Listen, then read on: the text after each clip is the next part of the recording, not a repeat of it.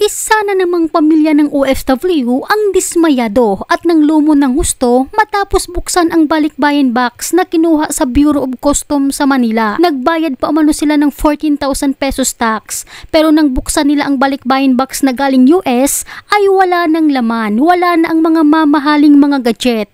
Kaya't napapamura sa Facebook post ang kaanak ng OFW. Ani dito, mapapaputang ina ka talaga sa kosto, mga buwaya, sarap ipatulfo.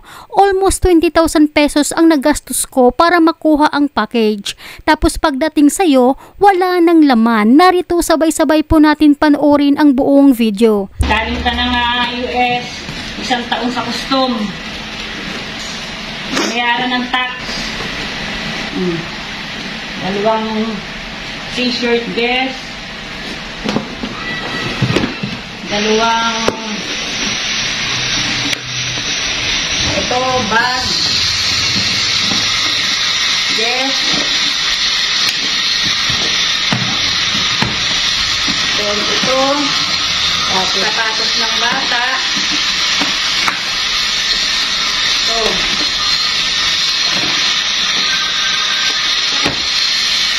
Head and shoulder. Then, asan ang cellphone? Wala ang cellphone. Ba't wala ang cellphone ng Samsung? Tapos itong VR. Ito ang pinakang hinahabol ng bata kasi regalo ng ni Gabriel sa kanyang pinsan.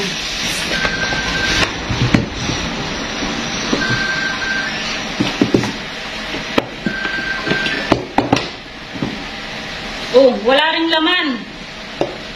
Asan ang mga laman nito?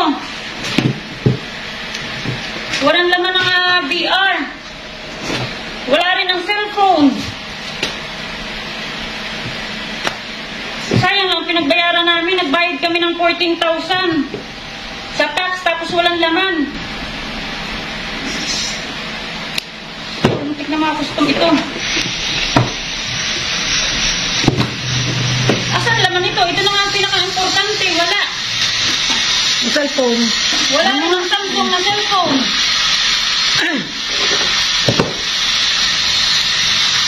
Bravo, tantosto.